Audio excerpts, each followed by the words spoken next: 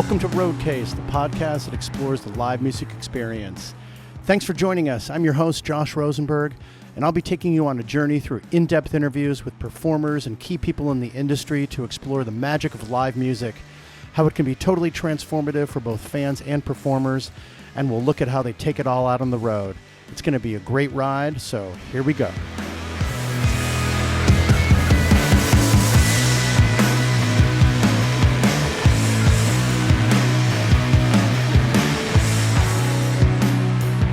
Okay, welcome back to Roadcase. I'm super psyched to be here. I'm your host, Josh Rosenberg. Thanks for joining me. We've got a lot of great episodes of Roadcase coming up. Thanks for being along with me on this Roadcase launch. And I'd love to hear from you.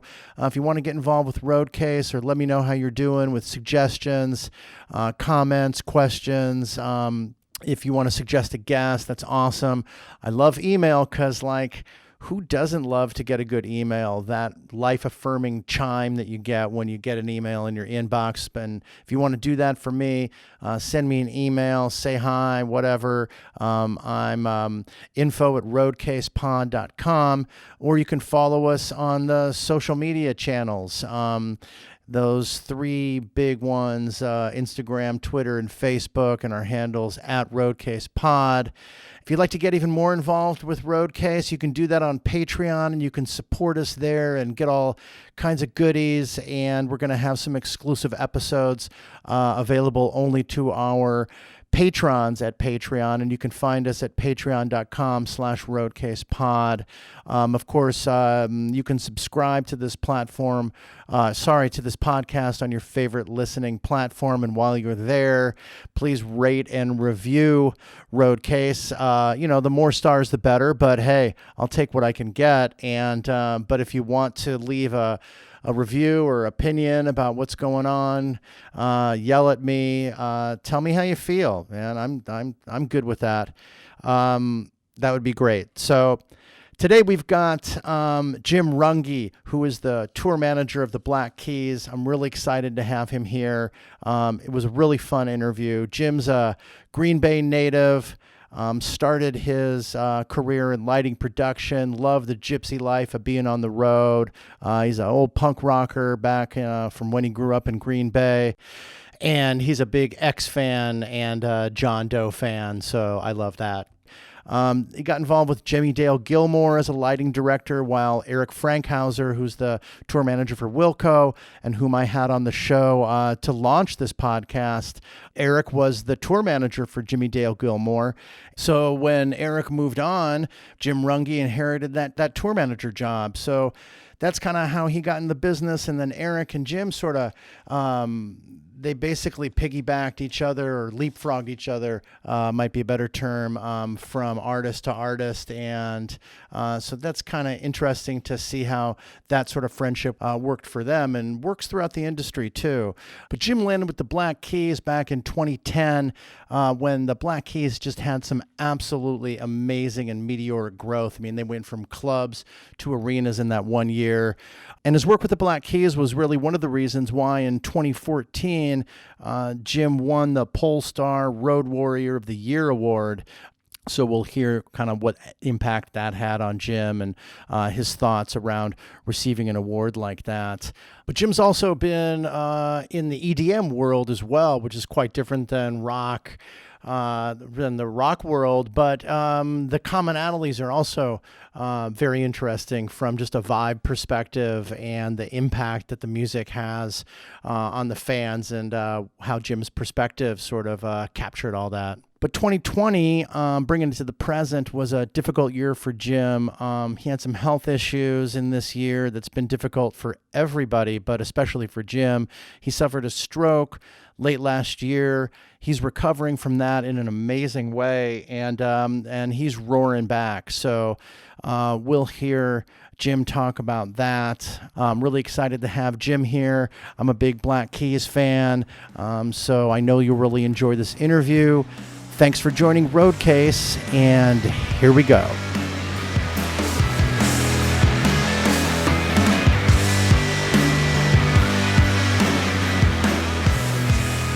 Hey Jim, how are you? Hi. I think you're joining us from Green Bay.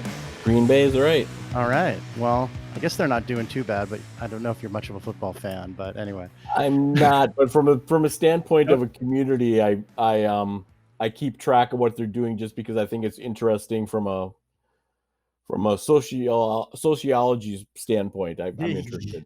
Yeah, for sure. It's sort of like, if you're going to go to the corner pub or something, at least you might as Yeah, well know if it's going to be a good mood in there or a bad mood. exactly. Cool. So I'm really glad to have you here on Roadcase. Thanks a lot for joining me. Appreciate your time, and it's so cool to sit down with you. And I'm looking forward to talking to you about tour managing and all that kind of stuff. But can you just kind of take me back a little of your just personal history? I understand you grew up in Green Bay, so I what was grew that? up in Green Bay in the '80s, and there was a pretty burgeoning punk rock scene. In fact, in the '78, I got into punk as a little kid. Mhm. And followed into the hardcore world and was in a band, and we basically put on our own shows at a bowling alley upstairs from a bowling alley to do that. And that's kind of where my start went, and then promoted for a while and then passed that on to other promoters and became a stage manager and just kind of always worked in some kind of music standpoint. Never expected to be in this world, touring and working with in arenas or big acts, but Right.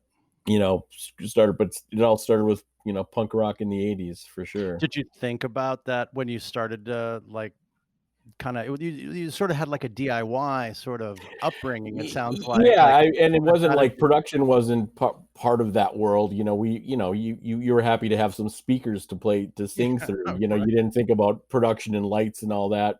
Yeah. But that's how I started, was just being but it was mainly being a music fan because I was into country and into '70s punk and British, new wave and British pop. And Right. so I was always a music fan in a sense of, first and foremost.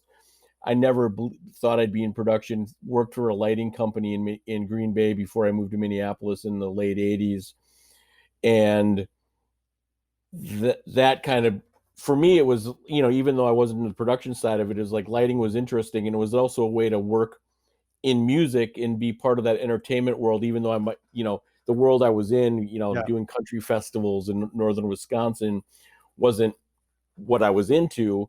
It was Yeah. still fun being part of that gypsy world of the production staff, even though it was a local small company.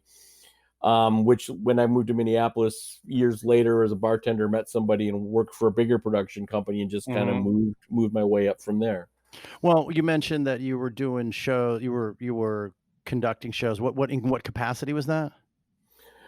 Promoting shows when I Promoting, was, okay. So yeah, promoting, yeah, for, for like, my own country band, so my for own your own band could band, play but in them. you Yeah. said some festivals or something, you were like country western stuff, but Oh, that that was that was wasn't as a lighting tech, yeah. lighting tech. So, that wasn't necessarily in your wheelhouse musically, No, and no. that's kind of continued on because 'cause you've tour managed for bands in a whole bunch of different Yeah, genres. So, yeah. how is that kind of something that do you like that? Is it easier to do your job when you're kind of detached from the music slightly, or how do you sort of view that? There's a couple things on that. I mean, there's one part of that which is, you're a fan. Sometimes you don't want to be the fan of something that you like, because you might be disappointed by what that is live, or who that human being is. I Yeah. mean, I tell a story, like, I'm not a Matchbox 20 fan, but I toured with Rob Thomas, in Matchbox 20. I would work for Rob Thomas any day of the year, even though I'm not a huge fan of him, because he's a great human being. Anytime I spent with him, anything I did with him, like, he was just a good person. So Yeah, yeah. when you work in the industry, it's like music doesn't have to be the factor. It's the human factor that sometimes is more important than the musical Oh, factor. for Although sure, sure. it's always nice working with that band that your friends think is cool and that's popular, or that you're into. Like, I got to become friends with John Doe from X, who was one of my heroes growing up, and so Yeah, me being, too, me being too. around that, like, Yeah, yeah, yeah. yeah, I love him. I grew up in yeah, LA, so I saw X a bunch of yeah, times when I was in high school, man. yeah. Wow, yeah. Yeah, so you're it's sometimes that bubble is burst or not. What about from just a genre perspective of being around? How does that impact you? Does that any impact at all? I think you always like to work with, it'll change the way I think that I work with a band. If I like a band musically, I'm obviously, I'm a fan. I'm much more likely to watch them or be into them than somebody I'm not into. But sometimes from a production standpoint, like Major Lazer, not a band I'd be into, EDM, but Mhm. they had pyro and it was fun watching the flames and the, percussion and, and dancers and, Empire of the Sun, which is another band kind of in that realm Mhm. that I saw for the first time in Guatemala. I was with this trance artist at this festival in Guatemala, and these weird people in costumes and headsets and all Whoa. this stuff come walking by me, and I'm like, and the woman I'm working with, Emma Hewitt, was from Australia too, and I said, "What the hell was that?" And Right. she goes, "Oh, you have to." She grabbed my hand and ran to the stage and watched them, and I became an instant fan. And I heard they were looking for a tour manager a few years Oh, later. I'm like, I want to be with that band. yeah, I wow. always like glam as being part of punk rock. Like I always loved glam too. So for me, Yeah. that was like they had that glam element to them, and that like, they just covered all the bases for me. So That's so cool because you get to see how people really enjoy the live music experience yeah, from in different it doesn't there's certain commonalities of being in a huge group of yeah, people and digging on the music, right? yeah, yeah. I always like taking like I would always go when the band was, especially with the Black Keys when I was with them. I like to go a few songs in. I would go and just take pictures of the arena of the audience, and I Yeah, cool. love going back every once in a while and just seeing the looks on people's face, of how they're Their into faces it, and while their faces yeah. are being melted. Yeah, exactly, exactly. And so that but then you've seen that all around the world traveling with Black Keys and Yeah, other acts, yeah, right? I for mean, sure, that's for sure. so coming out of Wisconsin, what was the first act that how did you kind of break into tour managing? Because tour managing is what you've done primarily, I correct? started out actually as lighting because Mhm, like I said, when I was in Green Bay, I worked for a mhm. small lighting Yep. company, and which gave me at least that background. And I was in Minneapolis, and I met a guy while I was bartending who happened to own a medium-sized production company in Minneapolis, and they needed some help. And I just had mentioned that I at least knew my way around. I knew what a parkan was. I knew what a, I knew the words. Yeah. So he hired me to kind of help out, and I just decided I liked it enough that I decided at the time I was living in Minneapolis, planning on moving to San Francisco, and I was like, you know what? I think maybe I found a career for myself, and I'm gonna switch to lighting. Mm, And the company I was working for was looking to get into touring. We were mainly just doing local casinos and local stuff in the Minnesota, Western Wisconsin area. mhm. And I just wanted to, like Eric Frankhauser had mentioned, sending in a fax, was doing sales, sent in a fax, came across this manager who had some alt country artists, which alt country was big at the time, like Yep, Uncle Tupelo and Sunvolt right. and Wilco were just kind of Yep. coming up into that. Jayhawks were big in Minneapolis, and Mhm. so that was a genre that I was into, and Jimmy Dale Gilmore was listed as this guy. So I just wrote this guy a note saying, I know none of your artists can really afford major production, but if they'd ever be interested in a smaller package, I'll give you a great deal and do it. And I was up like 2 a.m., sent probably 1,000 faxes. This was the only fax that I sent a personal message on. The rest of them were just generic sales faxes. Right. And next morning I get in, or hadn't slept much because I was in the office like till 2 a.m. sending all these faxes, and I get a call going, I'm responding to the fax that you sent me last night. And I'm like, who is this? And it happened to be Jimmy Dale Gilmore's manager, Mike, saying, Right. you know, he came from a background of production with John Denver and the Cars, and he's like, I want to. We don't have a big budget, but I'd love to carry lights on this Jimmy Dale Gilmore tour that we're doing. Right. And I said I'm in, and that was my Oh, first tour. and what year was that? 96, I think, and Eric Frankhauser was the tour manager on that tour. I did lights on it, and Oh, cool. Eric, who's the was is the tour manager for Wilco and that you guys had known, yes, and that I had Eric on the show. yeah, Yeah, right. He was like the opening, yeah, yeah, episode, so yeah, interesting. And so what? And How was yeah, that? How did that tour go for you? And so great, Eric. were you and Eric on that same tour? That was the Jimmy Yeah, Dale Gilmore. Eric was my boss and showed me how to tour man. I had never dealt with a tour manager Okay. before. I was the lighting guy. I had 8 par cans on with color changers on them. I mean, that was we had a white background, but we were Yeah. playing like 200, 300 capacity clubs. It wasn't we were just bringing in trying to find enough power to power everything up every day. But that Right. was my first like touring experience. Uh huh. And through that um, like I said, all country was big at the time. So this Mike Crowley, who was the manager, had Dale Watson and Mike Crowley. I mean, Jimmy Dale Gilmore and some other Hmm. of that genre, which was kind of coming up at that time. And Right. they talked to me about maybe tour managing Dale Watson someday, just becoming a tour manager and taking some of because they're with in that genre. Running lights wasn't something that there was a lot of. Hmm. Um, so they talked to me about being a tour manager, and then um, Eric ended up getting the Eels Yeah. and called me, and I actually turned him on to the Eels, which he didn't. He hadn't and known at that point. Yeah. he called me and said, "I got this band, the Eels, and do you want to take over for me with Jimmy as a tour manager?" And Mm, Eric just kind of held my hand for a few years of just and Mike the manager. right. But just doing that, but it kind of started from there. And then Eric called me to do lights for Paula Cole. So I was Paula Cole's LD and the personal assistant Oh, cool. with Eric for a couple of years. So Eric and I just kind of followed the same path for a number of years, me working for him.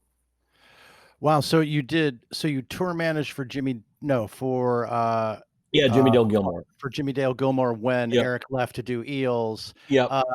And then Paula, you went back to lighting director. So Yes. how was Yes. that? How did you? What would coming back to that? How was that for you? It was hard.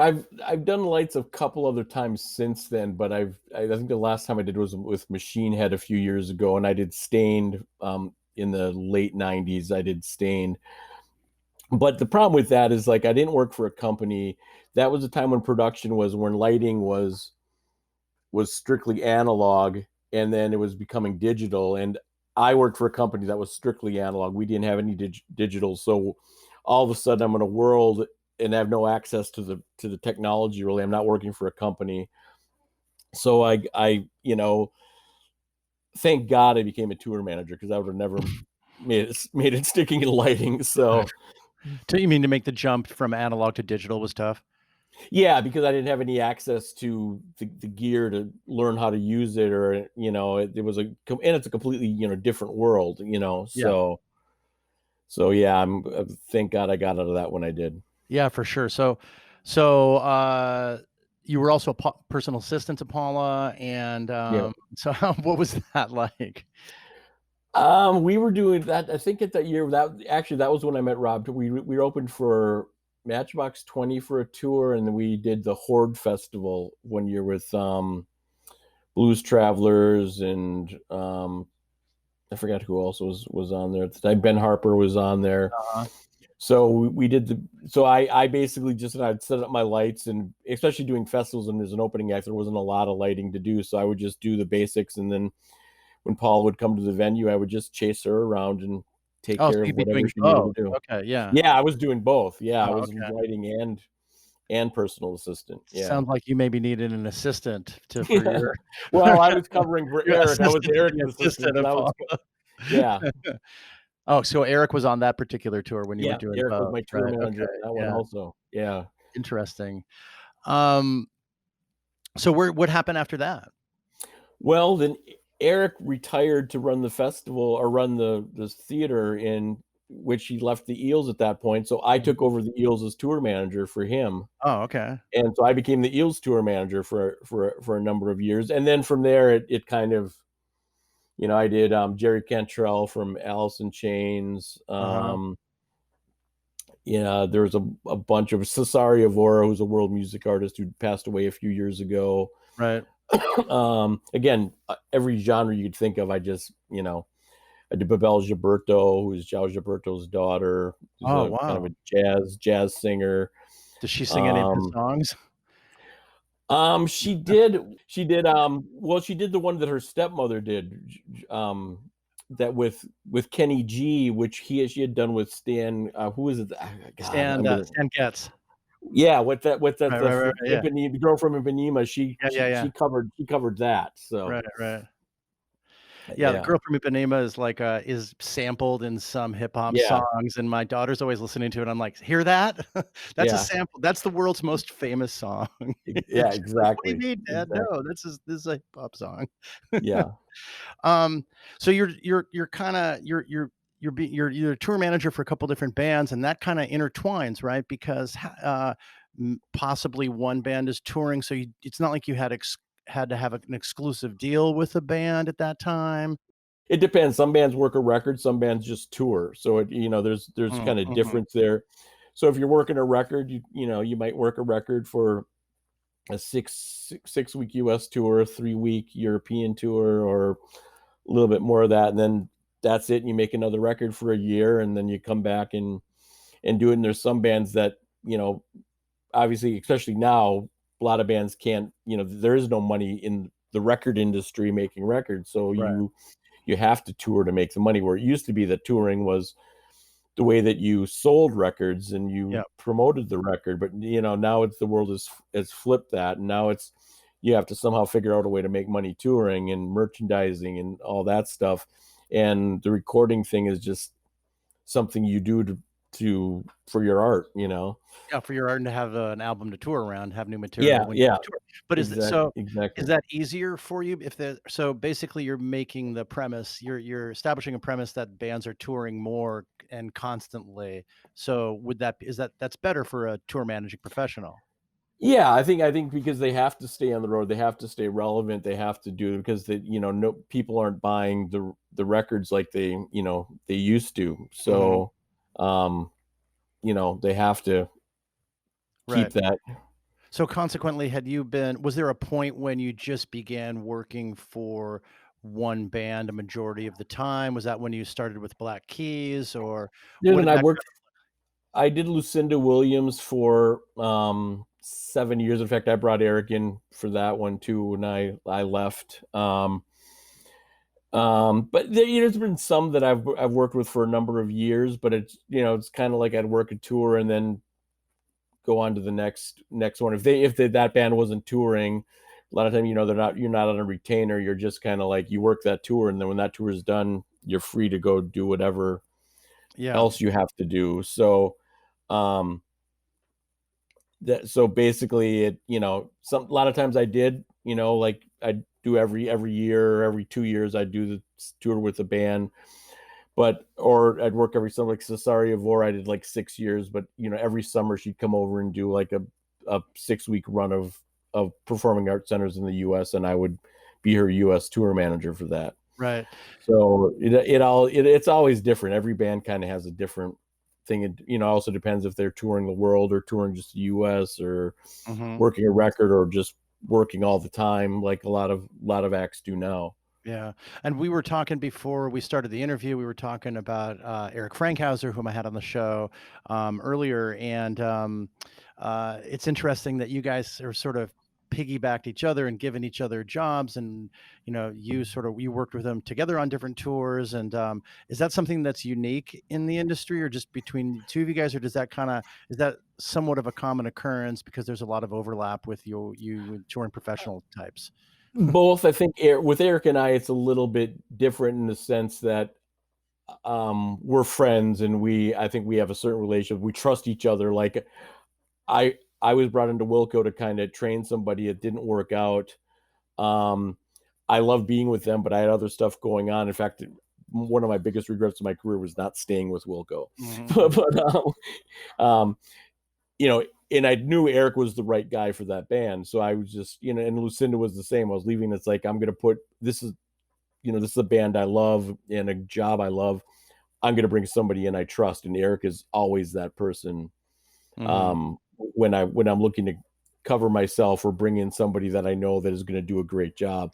Right. But I think I've certainly covered for people and taken over tours or brought people in when I couldn't do a tour anymore. I had something going on. So I think the industry in general works like that. As I think we take care of our friends that we know we can trust to cover a gig, and we hire people that we know and we can, because one, we want our friends to work, but two, we also want it's our reputations on the line too. When we go to them and go to a band and say, I have somebody that Yeah, that's there's no great. time to fuck around with somebody who's Yeah, not possibly up to yeah, par or something. It's always exactly, nice to have that exactly. personal relationship and trust of having worked with someone before, for sure. Yeah. So Yeah, it's both something that can be common, but it's most common if it's just a friendly relationship, it yeah, seems. exactly. Um, so but you did work with a cruise once. Was that something that was more recently? Was that did I get that right? Was that a Paradise Cruise or something like Yeah, that? that was the only cruise I've done. It was actually the Bon Jovi cruise. I was with Collective Soul. Uh-huh. And that was an interesting. It was actually a much better experience than I thought it would be, to be honest with you. What year was that? I was just like 2 years ago. That was actually Oh, fairly yeah, okay. pretty Well, recent. we can jump forward a little bit. Yeah, Was but that was pretty cool? I was wondering what's that like? And I mean, it's a tour or you're sort of fulfilling that role, but you're not jumping on the bus, obviously. yeah, I mean, you have a room and I mean, it's, you kind of have a few different things. I think generally bands on those you do probably a show a day, and it's different thing. An acoustic show, and then you do a big rock show, and in this case, it was like obviously Bon Jovi was the star, so it was about him. And then there's a couple. Yeah. I think Tonic was on that one too, as a kind of Also, Bon Jovi was kind an of opening act too. he was the anchor, if you will, of the cruise? Yeah, yeah, I'm yeah, sorry, but I just had to say that yeah, kinda came to mind. It's like, don't go there," and then I said it.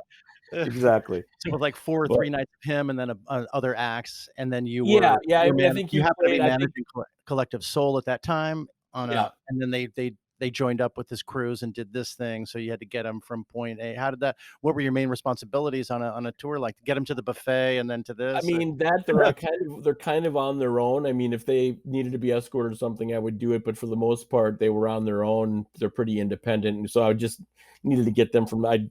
I would just say, because those things are so massive and like a maze, that you'd basically Yeah, just say, meet us here, the closest place to your room, so you don't get lost. I will meet you, and then I will. Usually, I had security with me too. That we try to get through the back through the kitchens and things like that, so we didn't, the shortest walk to yeah. get there, so we didn't have to walk through the crowds. But it was pretty easy overall. I mean, it was kind of relaxing and fun. The worst part, I think, was just not having very poor internet or no phone service, or you're just kind of like, when you're so used to having that connection to the world, and you're kind of forced. You have no choice but relax. You know. Right, that's, sometimes you gotta do that, right? Yeah. Exactly. I mean, it can be grueling, right? I mean, how do you manage, stress levels and, uh, grueling stuff like that? Just you're at it 24/7 all the time. I've kind of learned over the years. I mean, I had a couple assistants and people that I toured with that would kind of force me on days off to actually take days off. I think that was kind of the thing. It's really easy just to work and work and work. And as a tour manager, you really don't get a day off. But I think I learned that when I did have a day off, to enjoy the city. I didn't have, I'm not really wanting to going to, the tourist spots, but I do like good food. So like going to a good dinner, or just walking around a city and finding that historic area and walking through it, and enjoy that city, just observing it, and Yeah, just getting out of the hotel room. And so I think that was my main thing, is just, and enjoying the people I'm with, like trying to get together at night and bonding, having that bonding experience, because it really, as you do it, the more you do it, it becomes less about the music, and I think more about the people. yeah. I mean, health is a concern. I mean, I know that you've had some recent health issues. Yeah. Do you wanna talk about that a little bit? I'm really sorry that you had to go through that. I mean, I had a stroke about 2 months ago. It's actually not that long ago. Yeah, well, Um, it's good to see that you're doing well. yeah, I'm actually doing really well. It kind of affected my left side, Mhm. and my hand is fine. Yeah. I really only the only time I really notice is when it's cold out, which it does get cold out here. Um, Well, I'm in I'll Chicago, have Right. Yeah, exactly. You know how it is. Yeah. I have a little bit of a limp, and it's a little stiff Mhm. when I do that. But I mean, they expected 6 months to at the best to a year, and I graduated from therapy a couple weeks ago, physical therapy. So they basically said I'm as good as I'm pretty much back to normal. So That's fantastic, man. That's great to hear. And this occurred in October. yeah, I got married in September, and 3 weeks later, Congratulations. yeah, thank you. 3 weeks later, I was cutting the grass and felt like I was walking in mud, and I was just like, Oh my God. "What?" I thought I sometimes have back issues. A couple times a year, I've fused vertebrae, so I was like, "Oh, it Yeah. must be my back." And it just I fell a couple times, and I just noticed Oh, something. There was something definitely more going on, and so we right. went to the emergency room, and they're like, you you have you had a stroke." So there it was. Yeah.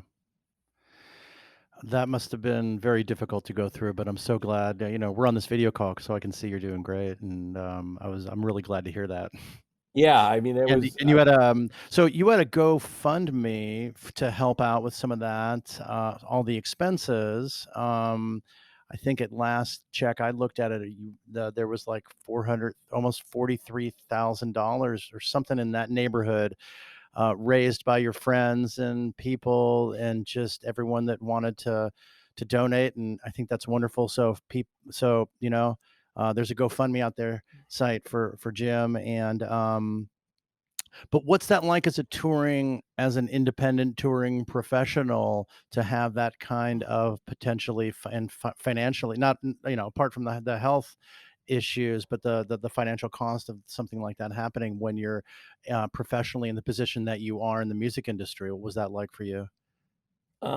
it's daunting, it's scary. I mean, I think it's scary for anyone, but, being that, thinking about getting on a plane and traveling, worrying about, am I gonna walk right? Am I gonna, talk right? Am I gonna, Yeah, all that. It was pretty scary. I mean, it was great having people, a couple people in the industry got together and put together this fund, and it saved my wife was able to, like, stay home and take care of me. And I think that's one of the reasons that I did get better so quickly, was that I had all the we I all those worries kind of went away. I could focus on just getting better. right, So I mean, and that's the thing about this industry, to me, has been, it's really become, like I said earlier, it's become less about the music, and it's really the people that do this for a living are you know great human beings, and everybody's looking out for each other, and yeah. it really is like a big, big family. Yeah, I mean, that's you clearly know evident from the GoFundMe. yeah. I mean, we haven't really got there yet, and I wanna hear how you started out with Black Keys, but you've been to Black Keys for many years. Do you have health coverage through that, or is it always something that's like you're a single No. or whatever that is, Yeah, or most bands are on covering your yourself? own. I mean, yeah, there's very few that are, you're basically on your own, and it's, we get paid well, but it's also that, um Right, it's not like having we don't get full-time vacation. We don't, right, there's no yeah, benefits, there's uh-huh, it's, we get a check, and we're basically independent contractors. We're right, hired by the band and paid by the bands, but we're, for the most part, independent contractors, and so we're on our own for all that. So it's, mhm. you know, yeah, Um I guess that can be a bad thing and a good thing. I mean, it does give you the flexibility professionally to go and, yeah, do different things that you wanna do, right? So, yeah, it yeah. comes with the business of being an independent contractor. So, Yeah, well, I'm glad you're better. thank Um, you. I'm sure that a lot of people in the industry look at you as a model for how you've come back around, and that, I wish you the best going forward Thank you. with any kind of those health issues. But you look great, and I'm glad to hear that everything's seemingly going in a positive, a really positive direction. I mean, you crushed their expectations. Yeah, yeah, I got yeah, one day I woke up a couple weeks ago, and I was like, "Wait a minute, I didn't think about my leg all day." It's like, I think I'm getting better. Yeah, I mean, I can't even imagine, but it must have been horrifying from like thinking like, couldn't do my work anymore. Your work is so physical and moving Yeah, around and everything. So that's kind of, like you said, one of the first things you said, like, I didn't even know, like, if I could walk off a plane or walk here yeah. or walk there. I mean, it is a super physical job, even if it just means dragging your ass from And X even to mentally, Y. like, did something, get affected mentally? Because it's, Right. mentally and, just energy-wise, you have to be it's like it's not an old man's game, so you gotta be up on it all the time. So it's like, yeah, it's Well, taking a break from touring then right now must not be the worst thing in the world. No, I mean, and for a lot of reasons. I mean, it's Yeah, it was nice for that time to actually not have to, like, leave a job, but actually be, like, have the time to recuperate, not stress about it. sure, for But sure. even from a sense of, like, having this it sucked that it did, but, I had my first summer off in over 25 years. I actually, enjoyed, as I mean, in the Midwest, we enjoy the weather we We enjoy love is the the summers. spring and summer, and I never see spring and summers at home. I'm working See from the spring and inside of an summer, so amphitheater or an arena, right? have that opportunity to sit on my front porch and listen to music and just enjoy the weather and enjoy the environment is the one thing that I'll really cherish about this break is that I got to really, like, walk and enjoy the weather, which I haven't done in decades. So Yeah. that there so you gotta look at the positive side of it. There was some positive to that Oh, for I sure. have. There was, like, I was going to hundreds of shows a year myself just as a fan and as a spectator, and, I'm ready to go back, but, Yeah, I've found other ways to occupy the time and get involved in the industry doing what I'm doing, but also, it's more relaxing and it's more, yeah. it's like, and I can imagine just being in the industry, how for people that are on the road all the time, it's not an all bad. I mean, No. performers, especially if you're younger performers, face another set of challenges, obviously, as you know, about just wanting to be in front of their fans and wherever they were on their particular trajectory at that time Yeah. in their careers, it could be very challenging, but people have also found ways to adjust with that. So there's so many different ways of looking at it. I mean, we're so far down the line now with this bullshit that Yeah. people are like, if you hadn't figured out how to make lemonades from lemons at this point, Yeah, talk exactly. we need to talk about how what Yeah. what if those are actually lemons, or, but anyway, yeah, Yeah. it's good to have some time off. But um, going back to Lucinda, so I wanted to just, how did you finally get in with the Black Keys? Like, what did that look like? And is that the proper kind of way that occurred? Actually, the way I got back Black Keys is I'd kind of finished Lucinda. I got Eric into place on that, and um, I had been off work for a few months. It was over like winter, and I was living in LA at the time, and actually got a call from Eric had mentioned the app that he uses, Master Tour or by Eventric, which is this app that we use to kind of run our tours. Mhm. That company had called me that his management company, big management company, had just bought everybody in their offices this software, and they asked if there's anybody that you know that they knew that was proficient in it, and so Paul, the owner, brought my name up and Yeah. introduced me to it. At the time, like, the Black Keys were not even as big as Lucinda. They were like, playing the smaller venues in Lucinda. So it was kind of a step down in a way for Uh-huh. me. It was kind of like I knew who the Black Keys were, and they'd already been around for about 10 years at that point. And So this was like time frame 2000, um 2000s. 10 years ago. So it would have been, yeah, almost 10 years ago. So Uh, yeah, 2010-ish, yeah. 2009, 2010. Mhm. And they and they called me and I said, like, well, I like the band and I'm looking for work, and until something better comes along, I'll take it. So And Jim, you had, so just to step back very, not very far back, but you had just ended with Lucinda? Or you were just looking for another gig or what? I just ended with Lucinda. I think I brought Eric in there that I was looking for something to kind of move on to something Okay, else. okay. And that just happened to be that perfect timing on that one. Yeah. And So what was yeah. up with this master tour app connection? So they asked if you if you knew this app and then you did and then Well, like no, they knew I knew the app, and the management company was looking for somebody to work with the Black Keys that knew the app because they were starting to use it. So they wanted somebody yeah, that could utilize it. And right. I had been using it for years at that Yeah. point. Uh, So they recommended me for the job, and it just happened from there, you right. know.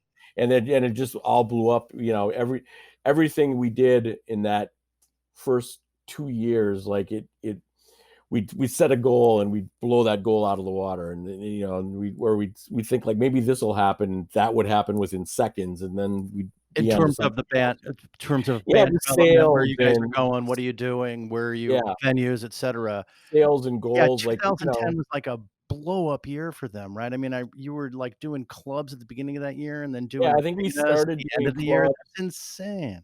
Yeah, we were selling out clubs like, like crazy, multiple nights at First Avenue, things like that, and, Uh, you know yeah, but playing, selling out clubs right away, like, tickets would go on sale, we'd sell them out, and we were and then even to the record, when the record came out, there was expecting that, like, the record maybe I think the previous record had done, like, the top 14 or something, or top 30, and then came out, we were like, after Glee and the Rolling Stones reissue, we were like number 3, which nobody expected. And the sales wise was expected some number, we doubled that number that we were expecting that we were doing. I mean, I think Band of Horses and I can't think of what another LCD Sound Systems record came out at the same time, and they were all expected to be, those were the 3 big records that year, and there was no contest. so we're Like, talking 2010, so we're talking about Brothers. yeah, yeah, Brothers, Right, which exactly. is That's just we I were came in. talking about that, that came at the 10th Yeah, anniversary, yeah, vinyl just came out, right? Wow. yeah, yeah. So that, that was it. And I think everything just, we went, we did a Canadian arena tour just to kind of test the waters, like hoping that by 8 weeks into selling tickets that hopefully would sell out, or at least we'd break even. And everything sold out the day we released the records. So it Wow, was like, wow. everybody just set out these estimations of like, this is what we're hoping to do, and then it would just, And you're talking about the first tour of Brothers in 2010. yeah, yeah, and So into what venues were you booked into at that point? we were doing like clubs. I mean, I don't know if we did Metro in Chicago, or if we did something. I don't remember where we played in Chicago, but we did, Minneapolis 2 nights, Yeah. and the rock clubs, Right, the right. Okay, normal so like size club side, yeah, like rock Metro. clubs, and then by the next year we were in, we were doing arenas and, Wow. amphitheaters, and yeah, it was, we went from like, I mean, when I started with them for the brief period before Brothers came out, there was 6 of us, including the 2 band members on the bus. There were 6 of us total. All the gear fit into the bay of the bus, and within 2 or 3 years, I think we were in 10 buses and 10 trucks, and Holy shit, yeah, man. Yeah. 100 people on the road. So it was just like, it went like, What is that like from your perspective, just that meteoric growth? It's um, to hear you talk about it, it seems like it just yeah. happened, like, in a second. I mean, 2 years is a long time, but But it what were seemed some of like, the because main the challenges? steps from there were like you were taking 2 steps at a time, to get there. So it was like, it was 2 years, which is a long time, but like all the growth that happened in that meantime was like, this was just a two-piece rock band, and they weren't new. It wasn't like it's a new Yeah, band that no, I comes can along and yeah, all of a sudden takes off, and it's like, this is a band that had their audience, had their thing, and just yeah, for sure. came out of nowhere, in the sense that, nobody expected them to do what they did, because they'd already been established. They were the Yeah. band. You don't see Hey, many I was bands that kind of take off from yeah, like, halfway. Most bands are starting from the bottom, and that meteoric, rise. But these guys, like, they didn't. They had their audience. They'd been around for a long time doing shows as a right. two piece, and all of a sudden, it just, out of nowhere, they became the monsters when people were like, where'd they come from? And they were here the whole Yeah, time. well, it wasn't really out of nowhere. It's like the, No. 10 Yeah. 10 years to an overnight success. Exactly. Right. I Exactly. mean, one of my favorite albums is Thick Freakness. It still is. I mean, because it's kinda like, Yeah. for me, it's sort of like pure Black Keys. Hmm. For Yeah, sure. For sure. right. Um, so how would that change your approach, to going from the 2 guys with support, lighting, sound, etcetera, on the smaller level, and then, on a much bigger scale? The bigger factor for me on that was just number of people involved in what like now all of a sudden I had security and I had people, a production coordinator, and I didn't worry about production at all anymore. My focus was all on the business side and the backstage part. And there was, I had a road manager, an assistant. I had somebody working dressing rooms. I had security in the venue and securities for the band, and each guy now had his own bus. And so it it kind of put me in more of a directing role, in more of a supervision kind of face of the tour role than it did having to deal with everything. Now I saw everything, but I didn't necessarily have to deal with it. I had people that were dealing with it, and I put out fires or dealt with the settlement stuff and Yeah, that kind of yeah, thing. And or if there was a problem, the band came to me and I would find somebody to fix it or take care of it. But yeah, for the most part, and logistics I would take care of and that kind of stuff. But most of it was it became, instead of me being like the team, I had yeah, a team now. So now all of a sudden I had all these people that kind of helped me right. make things go, deal with it, deal with things. It sounds like it's a just a much more massive org chart where you'd Oh, have for sure. lighting director was reporting to you, presume sound director is Yeah. reporting to you, stage man reporting to you, and then they'd have other guys that were working for them, whereby in an earlier version, you'd just be working directly with those guys and they wouldn't have it just was just a Yeah. smaller organization Yeah, where for sure. your supervisory capacities were just greater at that point. But Yeah. having done everything from the ground up, that's clearly an advantage, right? Yep, for sure. For sure. What's your approach to problems? Like in my, when I was talking to Eric, and he's got this interesting approach, run towards your problems, Yeah. which is commonly a way to get them done. But kind of what's your philosophy on, since so many things come up when you're tour managing, just so many random things can happen. It's almost like putting out fires that you knew Yeah. were gonna happen. It is. Yeah. Requires you to always put out fires, which are not necessarily bad fires, but they're just kinda always sorta going. Yeah, it's conflict resolution. I think you're always being aware. And I mean, one of the things that somebody had once said to me as they watched me go is like I was just dealing with like knowing kind of what box to put that thing as it came in. So as things come in, you know where to file it. Like this. Okay, this has to be dealt with immediately. And if I can't do it, this person can handle that, and this problem this person can handle. And you Right, know, go talk to this person, or so a lot of it is just knowing where to shuffle those things and where to go with them, and what you need to deal with first, and what's the most important thing. And and filing that stuff in the right order of of what this needs to be dealt with now, this needs to be dealt with in 10 minutes, this needs to be dealt with, but not by me.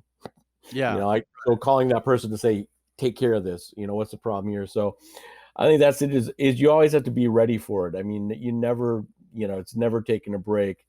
You're always on your phone. You're always, your phone's ready for you. You're always in your yeah, emails. You're yeah. always ready for that next thing, you know? What's your biggest challenge? Sleep generally. I mean, is Good staying right. And answer. as you get older, Yeah, I think that it becomes more so. It's like, I when I was younger, I toured with Alejandro Escovedo for years. That's kind of how I broke my kind of became a touring guy, because I toured with him and managed him for a number of years. And we toured in a van, and I used to go days without sleep. I'd get a couple hours of sleep, in 3-4 days, and I can't do that anymore. Like I need, I still go. I wouldn't doubt, I would be surprised that in a normal tour, there's probably one day a week where I don't sleep or I get a couple hours of sleep. Yeah. But I know that my work is going to suffer. I know I'm not going to get much accomplished on those days. I know that I'm going to get through my day and I'm going to do everything I need to, but that extra stuff isn't going to happen that day. Yeah. If I don't get at Set least the expectations, right? yeah, if On I don't get at least 6 hours of sleep, I know that I'm going to function. I'm going to get through my day. And everything's going to be fine.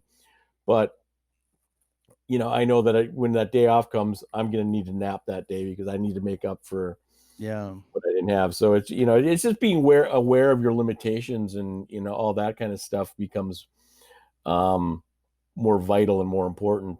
Just knowing what you can and can't do, and how to taking care of yourself. Has that perspective changed for you because of the challenges that you've faced recently on the health front? I mean, I haven't been on the road yet, so we'll see. But I don't think so. I mean, I think I'm more aware that I need to take care of. I'll probably be walking more, and you know, I'll watch what I eat a little bit more. Mhm. There's that, definitely that stuff. Yeah. Um, but I was already aware of it, and I'm just gonna be more aware of it. I think that's really the reality of it. And as we get older in anything, but I'm in a high stress, you know, a lot of bad food, a lot of pizza, a lot of flat foods, Yeah. and deli trays Yeah. that aren't healthy for you. Just gotta focus on like eating better, and which I think as an industry where people are being more aware of that, it's becoming more people are more conscious of that in general. Gotta have a runner that's just knows where all the nearest Whole Foods are in every stop that you're Yeah, making going yeah. forward now. Which we kind of did anyways. I mean, that was always already a big. Yeah. I think a lot of tours just organic foods are more important, and trying to not eat pizza every night, but trying to find those healthy options, and carrying your own catering so that the chef can, you're getting fresh food every day and not just some, the standard catering that everybody else is getting, and so Is yeah, that definitely easier being. on a grander scale tour? Yeah, oh yeah, because catering, I mean, obviously that's just one more big thing. It's another bus, it's another truck, it's another, Yeah. it's definitely more expensive. But I think it's also important if you can afford it. It's an important thing to do because I think it's going to keep you healthier and keep Right, you, right. So you mentioned now, I mean, the latest iteration of Black Keys, is like 10 tour buses when if they're doing an arena. Yeah, I didn't do the last record, but I think we were up to like 10 trucks, 10 buses, something like that. I Wow. think. So what does a typical day look when you're taking the Black Keys on around on a major arena tour? Um, for me, it's different for everybody. But for me, I like to be at the venue, so it's like be in the venue. I get up early, but I think everybody would want me to stay out of the building until 10 a.m. But so between 7 and 10 a.m., I'm in the building. Why is that? Why would Um, they not want you to be there? well, because they need to set Okay. up and they just need to get their stuff sorted because if the boss is in the building, you know how it is like if the boss is in your way early in the morning versus like you have your time to get settled and set up and have Yeah, breakfast, yeah, then you have okay. to deal with So them. it's kinda like, "Don't come too early, Jim. We won't Yeah, be ready for you. Just if you wait, you'll it's worth not getting stressed out. yeah. Just come a little later." And then generally going into sales figures, starting, getting that stuff, take a look at get the feel for what the layout of the building is because those buildings are so massive, and Yeah, every night it changes. So you got to just make sure you know where everybody is and what everybody's doing, and just then, do the initial of putting out like what headache do we have today to deal with? What issues do we have today? Dealing with, depending on the tour, VIPs or meet and greets, and where yeah, are we going to put those people? How are we going to do them? Then how much parking do we have to make sure that the parents and the friends can get parked in? And going with it's just basically just a checklist of stuff that that you go to your security guide and say what issues have you found, and going to catering and say what's the menu for the day, all that stuff, just basically so you have knowledge when people ask you, but also then when the band comes to you and says that you have answers to, you kind of figure out those questions before they're asked of you, Yeah, yeah, and make sure know everything. And then the logistics of like, what time are we leaving? What time do we have to be in tomorrow? Figuring out days ahead of what's going on, or days off. Have we advanced the hotels? Are we ready to go in? Are we gonna get there too early? Or what time do we get there? Can we stay at the venue until we want to, or do we have to leave early because they have something coming in? All these little details that you have to think about. And just like any job. I mean, the list is different. You just figure out um, what you need, to know and what you need to do. yeah. So would you know, is it, when you're in a large arena like that, is the tech crew coming in to set up lighting, to set up staging, et cetera? Are they coming in the night before, or No, are they doing it in well, that morning also? I mean, because it seems like, do you guys traveling with your own stage, and how does the generally the stage getting the is show set up not. look like? Generally, the stage is the venue stage, and you're coming in. And they set it up to your specifications, and they have the stage. Some tours carry their own. Like when you get to stadiums and stuff like that. Generally, yeah, everything is Yeah. yours, and you bring it in. But generally, or we bring in parts of the stage. You bring in, like, there might be a riser, or there might be something that goes around the stage that you need, that's specific to your tour, that you had built in, that you need that part, or it's the artist is walking on it, so you want to make sure that Oh, yeah. it's safe and it's yours, and every day what you're walking into, and you Right. don't have to worry about, like, this, them walking into something that might be not the best in one city than the other. But the crew is usually coming in 7 a.m. on a normal arena tour, probably 7 a.m., and then start sound checking around 4, and then doors 6, 7, And 7 and AM to 4 is enough time for them to get everything set up, obviously. yeah, yeah, Has to be. generally, yeah, and then there's a routine to it. Like, a lot of the stages move, so basically, while the riggers are putting up the lights and the stages in another part of the arena, so they're over there getting the stage ready, and they push the stage into position so that everybody's kind of working at the same time. But I see, okay. yeah, I mean, it takes a lot. You're Yeah, building a city every day. It's like crazy, it's crazy. building a little city, tearing it down, and putting it up in another city. And from city to city, obviously, it depends if you do multiple dates in one town, but, crew, like, the night before, sleeping on the bus, then just getting up and just driving right into the belly of an arena, and then Probably getting to sleep after showering, 1 or 2 in the morning, and then basically up working at 7 a.m. yeah, You wow, know, wow, it's that's which is generally why you don't see, try not to do more than 2, 3 shows in a row, because, obviously that takes a lot out of you, because you're pretty much working straight through. I mean, you're getting a couple hours of sleep, and a lot of guys do nap, because they do, except, the lighting guys, who are basically working all day long. But you try to take care of yourself, and as much as you can. yeah. So that's crazy. I mean, you went from these clubs to arenas, and obviously went back. I mean, I've seen the Black Keys in all kinds of different venues, but, what are did you have a preference of, like, where you'd rather go, what you'd rather see, like, just from a vibe perspective too, just from the music vibe perspective and being Um, a fan, et cetera? I don't know. I liked arenas more so than I thought I would. I don't know. There's something about them that, they seem so massive, and they seem, so impersonal. Sometimes you hear people talk about how impersonal they are, and I never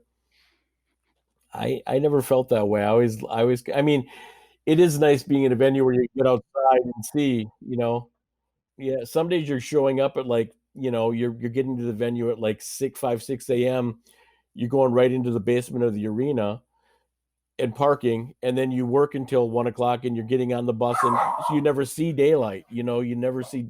There might be days that you don't see daylight at all, because you're Wow. literally coming off the bus, going to work, getting on the bus, and you're asleep by the time by the time the bus pulls out, so you never see daylight, you know.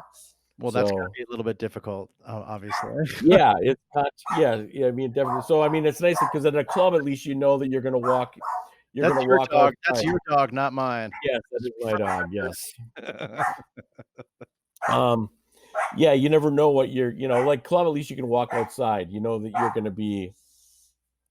you're gonna see the sunlight because you're gonna walk outside to the bus. You're gonna do it, but in arena, chances are you're not gonna see that. So Dan and Patrick, how are they, to work with? I mean, you've known them for quite some time and through, like, through these, years of just massive growth. I mean, what's that kind of been like on a personal side for you working for them and, seeing that kind of that growth of this band that's become just so massively popular around the globe? Yeah, they're great guys, and Patrick and I are still close. I'm definitely good, good friends. We'll be friends forever. Yeah, it was great. They went from like Patrick was living in New York in an apartment, and Dan, had a house in Akron that he had bought, and I saw them go from there to like moving to Nashville and building having these huge houses, and Dan having a studio, and Patrick having these side projects, and having kids, and it was definitely seen them from like these indie rock kind of old school guys to being rock stars, but still they still have their heads together, and I knew their families well, and so it was just seeing how it affected the families, and it was definitely an interesting couple of years for sure. Yeah, yeah. Well, I mean, speaking of accolades, you won an award, this Road Warrior of the Year award in 2014, right? And Patrick presented that award for you at that thing. What was that like? Yeah. Congratulations. Okay. And a word, and then Polestar is a big thing, and there's only one touring. There's production manager, tour managers, and only one person wins in the touring realm. So for that, and I didn't expect when I was nominated like 6 times, I think. This was the first time I was nominated. I won it, and I wasn't expecting. In fact, John Peets, who's the Black Keys owner, and Eric Church's, manager, had come to me and said that day, goes congratulations, and I'm like, the ceremony's tonight. I didn't win, and of course I was so dumb and just didn't expect to win that I didn't think anything of it. But then I found out like this whole thing was planned. Like the managers were there, and it was great. When I went up to the podium, I mean, Patrick was there. I went up, and Patrick gave me a big hug, and I went up and gave my little speech. And the whole while, my phone was like, you know, vibrating, going crazy because everybody that knew they had they had called as soon as I won it, so everybody was calling to congratulate me. And Dan had his daughter, so he was babysitting his daughter, but he called and left a message right away and said congratulations. So everybody at management was aware of it, and Yeah. knew it was coming. They all kind of surprised me, so that was a And pretty magical who night. votes for this Polestar stuff? Just industry people, right? Industry people. Usually it's like agents, managers, that kind of. Because Polestar is kind of like the industry Bible magazine. So Yeah, it's yeah, yeah, of course.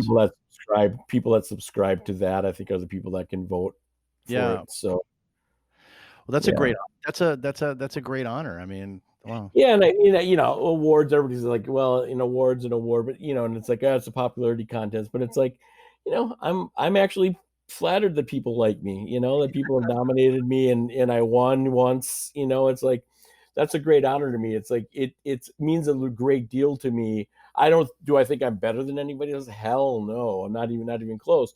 But it's nice to think that people, think I'm at least, whether they think I'm good at my job, or they think I'm a good guy to work with, or that they nominate me for award. I take that. I mean, it means a lot to me that people care enough about me to recognize my work or what I've done. And that's it's, if like I said, it's the people are everything in this business, and that definitely meant a lot to me to have that kind of support. Yeah, and that was, fairly early on. I mean, you had been with Black Keys for about 4 years, but you'd been with so many bands before that. Was Yeah, it kind of just as a recognition of you with the Black Keys and I think so. I mean, I think a lot of people. I mean, like I said, I'd been been doing it for a pretty long time Yeah, up to that point. before then, but I don't think, I mean, I think that made me, I think what it did is I think the people that knew me saw me take that big jump, which,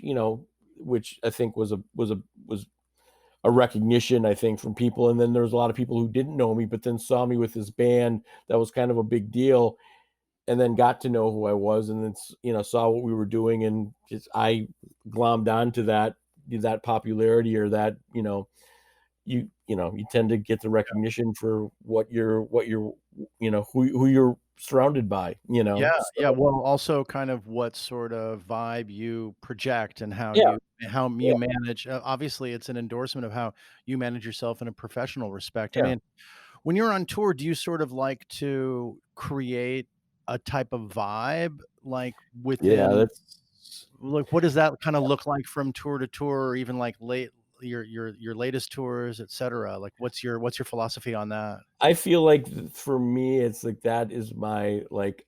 I like to. It's about the people I tour with, so I like to have a good time. I like laughing, and the offices are always, there's always something funny going on. There's always some wacky hijinks going on. And I think one of the things I like, even with days off, I like to find cities that that that are fun, that are interesting, that there's stuff to do.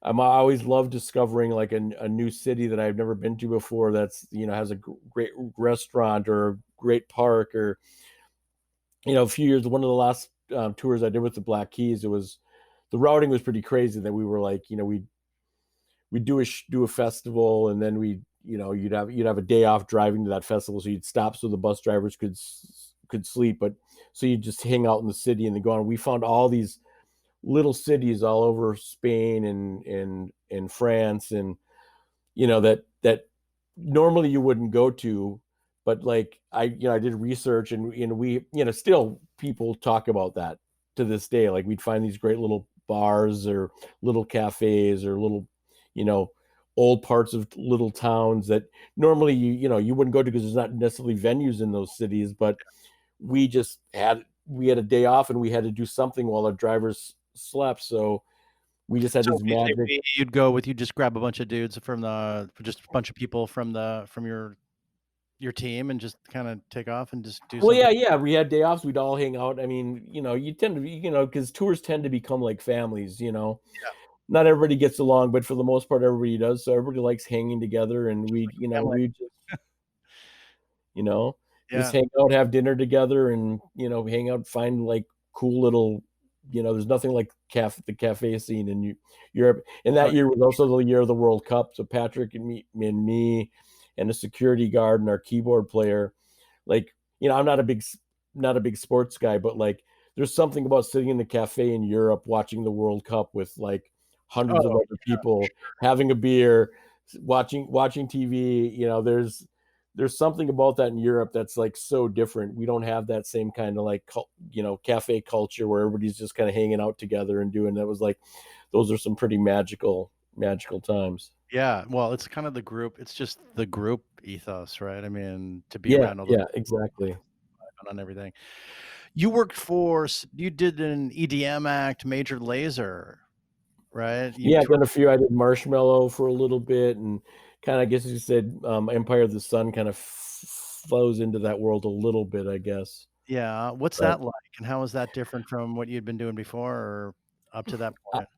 I tend to describe it like it's like what punk rock touring was, where you killed yourself sleeping on van floors. The only difference is you're sleeping on an airplane's floor instead. It's kind of like, especially working for Major Lazer, because Diplo is like that gets got one of the best work ethics I've ever seen. So Yeah, he just is always going content and shows, and he sometimes would do 2 3 shows in a day, and no kidding. and then he'd be off in the cities like getting content for for Facebook or the internet, or whatever, Instagram, whatever it was. And he'd never stop. Like but So is it and harder to those guys, be like, an it's a hard, like, I think it's a young man's game, because it's like those guys, yeah, they might be in jets all the time, but they live in jets. They don't see hotels for more than a few minutes because they're always,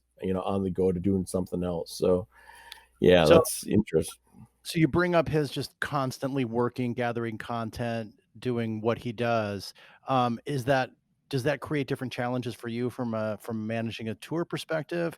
Is he flying to the next city or flying somewhere else for Yeah, the he's show or flying. He had his own tour manager. I was like tour director on that. So I was wow, traveling with the crew, but I was dealing with the head of his logistics. I didn't deal with his hotels, but I dealt with his transportation, make sure his transportation was set up, make sure that he got to where, everything was ready for him when he got there. And I was just overseeing the bubble in a sense. So I didn't deal with him personally, but I dealt with his guy, would make sure that he had everything he needed just on another that. level of Exactly, just another level. Yeah, dude, just like another another level. level in the org chart between you and the artist. Yeah, That would exactly. that's not necessarily the case for Black Keys. Yeah, no. Um, how is it different when they're just when it's EDM? I don't know a ton about it, but it's turntables and it's electronics. Is that different to set or was there a drum kit? Is there keyboards? Is it a different setup Yeah, that was just a logistically than standard, it is when you've got DJ system, which is pretty consistent, for industry wide. There was no, I mean, there'd be special guests where sometimes we'd have to bring in stuff. We just order it ahead. But yeah, we had it, but we had a lot of lights and a lot of, even laser? though the setup might not be, but we had, all the toys that, Yeah, pyro, all that stuff. So there's people to set up that stuff and make sure, and ran the pyro, ran the lights. For a while that we had this huge set that we were using for specific shows that, 2 trucks worth of gear that we had to set up. So right. even so, it's more appearances, like video screens become important, and things like that. So EDM tends to be more, uh have more toys, Yeah. than Is that fun for you? the shows were fun. It was definitely interesting. I like the music more than I, thought I would. But it's again, it's something that's like I don't understand it that well, but I know it is what it is. But it's, I respected, and anybody that says all those guys are just pushing buttons, it's like there's more to that. They make that music. Again, I don't, the world of a producer and how, the art of that, I don't quite understand that, but I would never call those guys like lazy or untalented. No. Those guys definitely, like, that's It's not just yeah, I mean, they're because doing they're mixing that, and they're playing with that, and it's just no, it's not pushing a button for sure. just pushing the button, it's you gotta know when to push the button. Yeah, and how you make that music that, like, goes into that. I There's it's not just. yeah, I'm like I'm more of a rocker, but I Oh mean, yeah, no, me too. But shows it's. have got to be amazing. I would love to see one of those shows. I mean, that vibe, like we talked about at the top, was I think we were talking about being in Brazil or being with the Afro beats kind of EDM, where Yeah, just all kind, just bringing people together and getting that thumping vibe going that yeah, Dan and Patrick, are going to be doing. But and they're bringing sort of there's always a commonality of that audience response and that group love and response for that, regardless of the genre. yeah. That's what Yeah. you do, man. Bring those guys around. But what okay, I read a quote that you said, I'm sure that you've gone over this quote a bunch of times. The 75, 20, 25%. I love this Yeah. fucking quote, man. Can you just say it one more time? Well, it's, I always say that it's like, 70% boredom, 25% mind-blowing stress, and 5% of, like, the best experience, the experiences people would kill for. Those are the ones that people always go like, "Tell us a story," and, "Oh, you're so lucky you do that," but they're not looking at, like, the other, like, 95% of it is, like, either slowly killing you or, like, make, miserable because you're so bored. So it's like, but we do it for that adventure. We do it for that, like, 5%. That's what it's all about, you know? I've heard people talk about war, and it's like insane boredom and absolute gut-wrenching terror in equal parts. Yeah. But at least there Yeah. you got the 5% in there, Yeah. Yeah. Yeah. Yeah. We actually have some fun of it. And that's why we do it, you know. And our terror is like we're dealing with like stress. I wouldn't say like having bullets shot at you is no, a whole okay, different, I you mean, know, it's like a rough analogy, but, yeah. Yeah. like, it's the boredom and then the complete Yeah. and utter stress. I thought that was Yeah. interesting, but yeah, Yeah. man, that 5% that people would actually kill for is like, what's the coolest thing that just thing something comes to mind, you're shaking your Oh, head, rolling your eyes, I've had "I remember." so many, like, I mean, it goes back to one of my favorites is like one of my favorite clients. She wasn't easy to work with was Ricky Lee Jones, and hanging in pair, like walking around Notre Dame Cathedral at like 2 in the morning, arm in arm, and her telling me stories about Tom Waits and Uh, when she was married there, and taking me to these little like crepe restaurants, like the little boats where there's just little, 5 people fit in them, and that, and just yeah, and I don't know, there's so many other like great restaurants, great meals, which tends to be, you know, and the friendships, and just like I said earlier, those moments of like being in these little cities and in these places where like most people would never get to see, and having remember in fact when I was touring with Eric, during like one of my first experiences was everybody else had been drinking a little bit, and I was sober, so they're like, you drive the RV, and Dan Rather being there, and Dan Rather putting his arm around me and going, drive safely, and it's like story, how did he get into the story? him and Jimmy Dale Gilmore are friends because Dan Rather's a Texas guy, Okay, which you don't know, and he's a big music fan, so yeah, he. But and meeting those people, like I said, being friends with, being a huge X fan, and becoming friends with John Doe, and being able to hang out with him and becoming friends with him is like yeah. that kid in me goes like, listening to X when I was like, 11, 12 years old, and being like totally into them and seeing them so many times over the years. And now, John texts me and he's my friend, and it's like, Great, man. those Tell him are, I said hi. I I saw them, I don't know, like a couple New Year's ago. They were playing, I think, wanna say like 2016 into 17, I think it was. They played a couple dates at the Roxy, and I happened to be in LA over that. nice. Yeah, that was sweet. They were great. Yeah, I Billy think they're better. I think they're better now than they've ever been. I mean, I've seen them a few times over the year, and I think they're better than they were in their day. I think yeah, they've. they're just different. I feel bad that Billy's back hurts him so much, and he's got Yeah, this yeah, whole time. I'm like, "God damn, man, thank you." It's yeah, like, "Thanks for doing this?" yeah. What was your favorite X album in back in the day?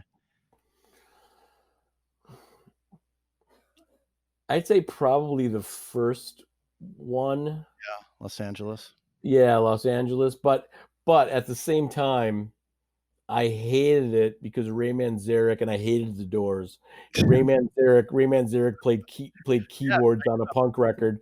So yeah. even though I was like, I liked Ray Manzarek because he was cool enough to like recognize how cool X was and produce that record and play on it.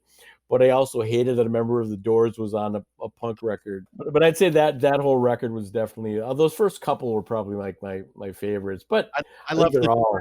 so it was a bonus for me. I love the Yeah, Doors. yeah. See, I was a Wild Gift fan. I love that oh album. yeah, that's Production on yeah. that was so be the first album, obviously, for historic reasons and for reasons that it's the seminal X album, but then Yeah.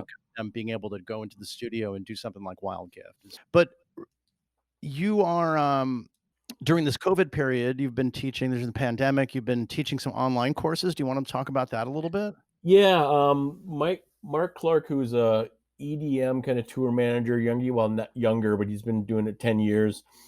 Um, Posted something right after kind of the lockdown started about, wanting to kind of give back to the industry and teach, kids coming that weren't necessarily either starting in the industry or in school, had a dream of getting into the industry and teaching classes. And he kind of and I'd kind of mentored him a little bit, and we were friendly, and so I jumped in, and my friend Henry Bardot, who's Tyler the Creator's tour manager, he jumped in, and Adrienne Biondo, who's Mariah Carey's road manager, who had worked with me on the Black Keys too, she said, "Well, we obviously need diversity." So she jumped in, and Mary Jo Kotska, who's done craft work and Tool, Mm. jumped in, and then Doug Wilson, who's also another younger guy from Scotland but lives in Montreal, who does some Canadian acts, jumped in, and then Dave 51 Norman, who did Prince and Earth, Wind and Fire and Fall Out Boy, so jumped in. So there's 7 of us in the end that kind of did it, and we started with just what is a tour manager, and then we moved on to all these different kind of like broke it down into like different areas. We did it twice a week, from like definitions of roles to settling shows to advancing shows to what other roles were due, tour accounting, but from a beginning role. And Yeah. we did that for 50 episodes, and then Wow. That's a after lot. 50 episodes, we were doing it twice a week. And it was a lot of work. We were doing it, as you can understand. It's not just like talking. You actually, there's work behind it. Yeah. We did it Sundays and Thursdays, but then Monday for 90 minutes. But then on Mondays but Sundays and Wednesdays, we planned for another 90 minutes Mhm. with the people we were getting. So, and we had special guests like Stuart Ross, who's one of the founders of Tom Waits, tour manager, one of the founders of Lollapalooza. You know, I had Ed, the singer for Collective Soul, joined us. A lot of industry people, but a lot of Live Nation, AEG, people from all over the board, just talking, some about themselves, but some about like actually what the job is and how to do it. And we've given homework. We've done budgets. And now starting in December, we went down to 1 day a week, but it's turning into a thing now. Like we're doing LPS, which is the Live Production Summit. It's happening in February. It's a uh, kind of, they used to be Tour Link, but they changed their name and have new people running it. Mhm. But it's kind of an industry, hotels, travel agents, touring people, bus companies, vendors, that kind of stuff. Hmm. But this year it's online, and we're doing four of our own things for it. And So how do you access this stuff? Tour Manager 101 is the website. We do it live on Zoom every now it's every Monday. Right. And it's also on YouTube. We have a YouTube channel, but it's also live on YouTube when we do it too. But then it's there in there forever. So But I mean, if I wanted to just jump in, I can just do that, or I have to sign up? Is there a tuition I fee? no, there's no. We do it for free. We don't get anything for it. We're just doing it to give back to the industry and do it. And then, like I said, we've had great support from some of the biggest names in the industry that have been, joined us on it to, talk about their lives and talk about Yeah. the industry and talk about their skills. And yeah, it's free on Facebook, or you can join us on Zoom. You just register. That's all you got to do is register and join us. Or it's TM 101, Tour Manager 101 on YouTube. But yeah, everyone is up there. So there's And 60 so you're just plus like, now. "We're gonna educate people that wanna get into the industry." Yeah, I mean, I think all of us feel lucky to be in the industry, and so we wanted to give back. And I think it was, I mean, I think initially when we did it, we did it twice a week, and we figured, well, it's going to last a couple weeks, a couple months.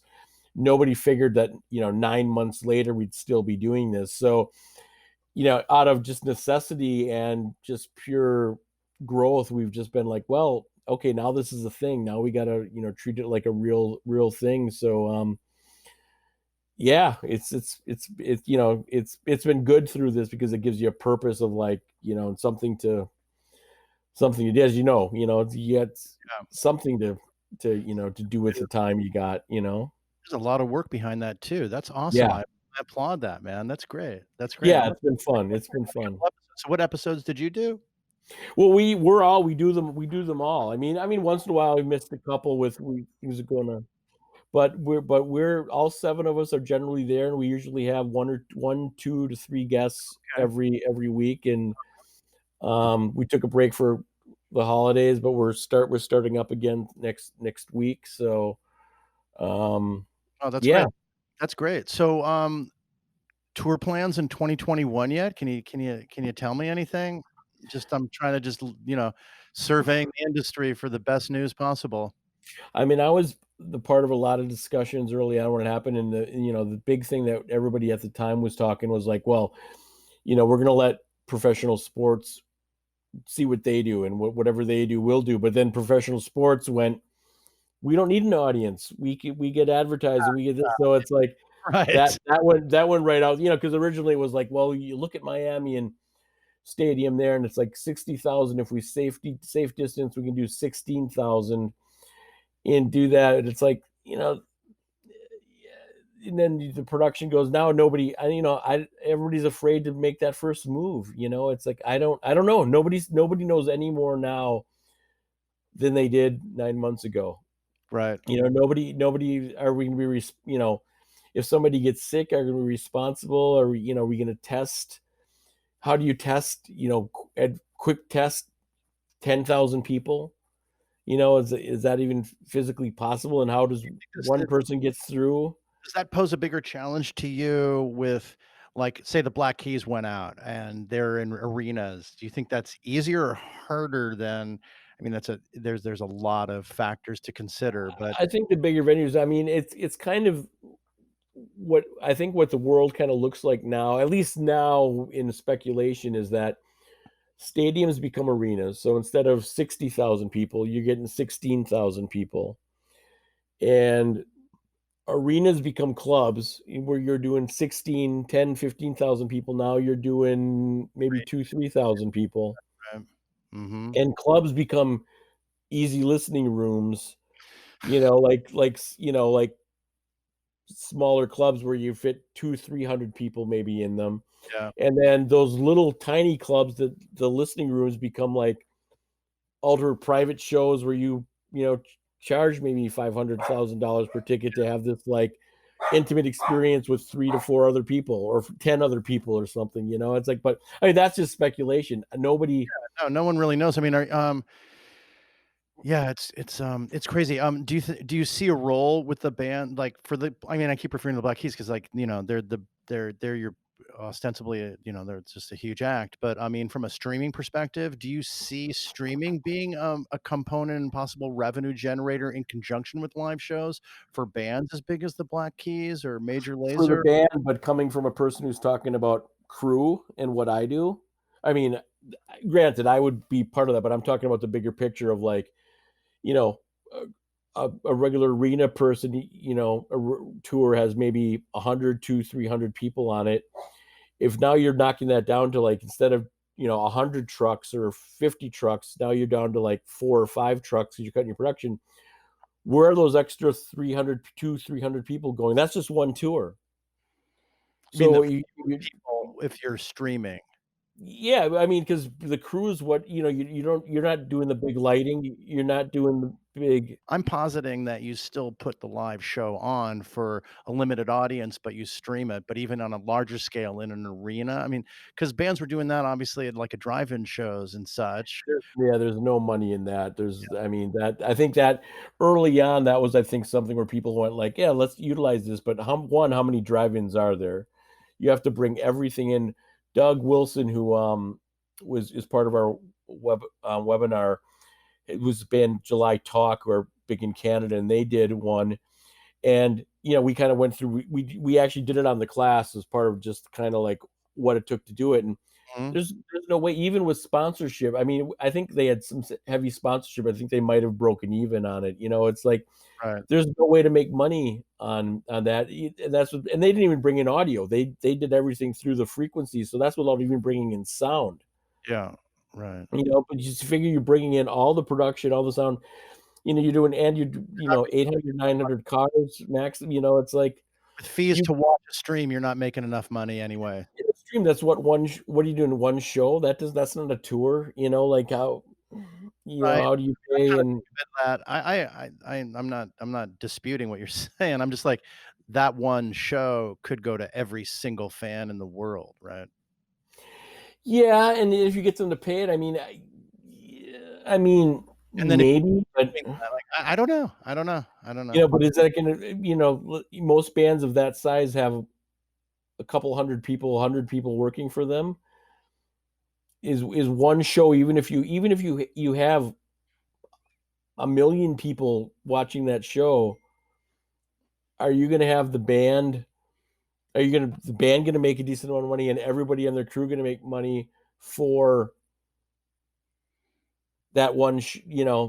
To support them for however long you could do another podcast or do a live show. It's Right. Well, let's hope we get back to it. I mean, there's just it's crazy. it'll happen. It will happen. It's going to be slow. I don't think it's going to happen. I mean, everything I'm hearing right now is probably summer, fall. Yeah. And it Yeah. Yeah. would be what the vaccine happens. It means what this new strain is going to happen. It's going to be, are people going to social distance and it's going to go away, or are people going to be feeding each other and make it worse? It's there's so many variables, and you just don't know. Right. And until somebody takes a chance and the liability to do it, everybody's afraid. Who wants to be nobody no band wants to be that first person to go like, I a fan died because he came to my show.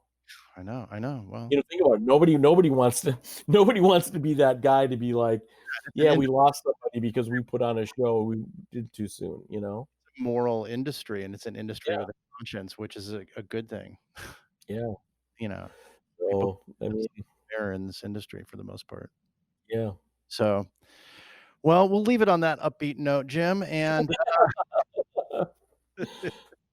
I mean, it's the day, man. But this has been Yeah, great. I'm yeah. thank Thank you. you so much for chatting with me and sharing so much about your professional and a little bit about your personal life. And it's been super informative, and I'm glad that you could come on the show. And it's so cool that you intertwined with Eric. And I love the acts that you've done, and I love the Black Keys especially. And I always love running into fans of X for sure. I'm like a huge fan. Do you like the Alphabet Land? Yeah, I do. I do. I think it's great. I mean, this is a punk band from the '80s, and they Yeah. came out with an album in 2020. Not, I mean, forgetting John Doe's country stuff. Yeah, no, that I love that's my heart. So I love that stuff. Yeah, Yeah. such great stuff. Are you appreciating the Green Bay music scene and all? Like Um, these days, are you following that kind of well, things? Pre. there is, I mean, I have shows that are promoters here, and there's a pretty good like club rock scene here, and there's a new venue, a 3,000 capacity venue being built by a Oh, guy really? who owns a bunch of grocery stores here. But again, there's nothing, no bands are playing, nothing's Well, yeah, going on. clearly, There's but I mean, yeah, if someone's building a but 3,000 venue, then that becomes another stop, right? That's great on the yeah, in way fact, Wilco's set Minneapolis.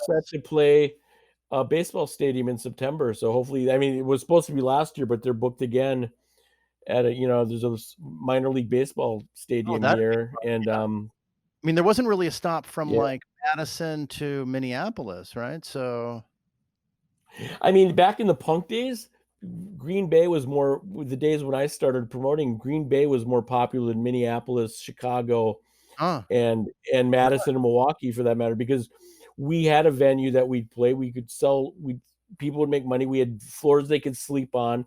Where in Chicago, I mean, they were dealing with the cops. There wasn't like real in the '80s. There wasn't venues that necessarily you know played punk and that it was welcome. So it was like, so we would get all of the Descendants. Lived in Green Bay in the 80, on their tours. They would satellite out of Green Bay, and a lot of bands would. So we got pretty lucky to see some cool stuff back that's then. cool. Well, I had Martin Atkins on here who lives in I Chicago. know Martin. Yeah, yeah, you should Yeah, listen to that episode. He's really cool, doing some great, really yeah, interesting stuff with Pigface, but yeah. yeah, with Killing Joke. And And he's doing some teaching stuff. He's doing some yeah, teaching stuff too. he runs the Yeah, music we business program at Millikan Yep, College in Illinois. yeah, And, he's done some stuff in my neighborhood at Columbia yep. College, was an arts college. And yeah, oh, that's cool. So how do you know him? Honestly, I mean, I've known who he was for years, and somebody had introduced us, but just a couple of years ago, we just talk online once in a while, and yeah, I mean, I was interested in what is the class stuff he was doing and teaching and all that. So He's got such a just great talk. perspective. I loved talking Yeah, with him. Yeah. yeah, Check out that Yeah. interview though. It's an Yeah. interesting one. I'd be interested in hearing what you think about it. Yeah. Thanks, Jim. This has been great. Yeah. Thank Really you. appreciate you coming on the show, and cool. I'll catch up with you soon, hopefully on the All road, right. 2022 at some point, man. All right. Hope so. Good luck. Take care. All right. Thank you. Bye. Bye. Okay, that was Jim Runge, tour manager of the Black Keys. Thanks again to Jim for spending the time with Roadcase. Really enjoyed that interview. Enjoyed hearing how important it is to Jim to preserve a vibe on tour with his colleagues, with his associates, with the artists, something that's fun because, it can be, from what I hear, it can be very grueling out there. But, Jim likes to create a good atmosphere of camaraderie and take advantage of these guys work so hard, take advantage of being in different cities around the world when you can. And also what I feel was really interesting is that he's worked in so many different genres, from country to Paula Cole, EDM, and then Eels, which is different, Wilco, and then Black Keys more recently. Also did work on that cruise ship, and he sees a lot of fan response from different genres, and it's always kind of a similar undertone of just amazing response from your fans. So I find that really interesting to hear those tales from the road about just seeing what fans' response is to any particular genre and just turning those people on by getting bands out on the road. Love the 70-20 5 to 5% ratio of boredom versus stress, with like 5% of insanely cool stuff. Which, of course, he's seen a lot of that 5% over his career with, like I said, so many different bands and genres, and especially with the Black Keys during their amazing period of meteoric growth. And of course, Jim, as we talked about, is has had an amazing recovery from this recent stroke in late last year. Like, this year has not been difficult for everybody, and for Jim, it was just like an insane nightmare. And now he's making this great comeback. So I really wish him well. So hopefully everyone out there can wish Jim well as well. And thanks again to everyone for listening to Roadcase. Thanks to Jim Runge for being here for this episode of Roadcase. And I'll see you on down the road.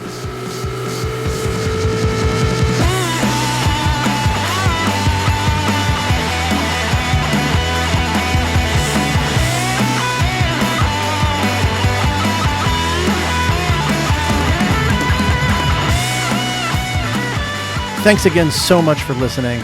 And I'd like to encourage everyone to get involved with Roadcase. You can do so in a number of different ways. You can email me at info@roadcasepod.com with questions, comments, and even suggestions for guests. Or you can follow us on the socials, Instagram, Twitter, and Facebook. We're at RoadcasePod. And we have a YouTube channel called Roadcase Podcast. And if you are able to and like to support Roadcase, we have a Patreon site at patreon.com/RoadcasePod. And of course, you can subscribe to this podcast on your favorite listening platform. And if you could please rate and review the podcast while you're there, that would be great. So I want to thank Walter for this awesome theme music that we have. And I want to thank all of you for tuning in and listening to Roadcase. We have a lot of great episodes coming up, so I'll see you on down the road.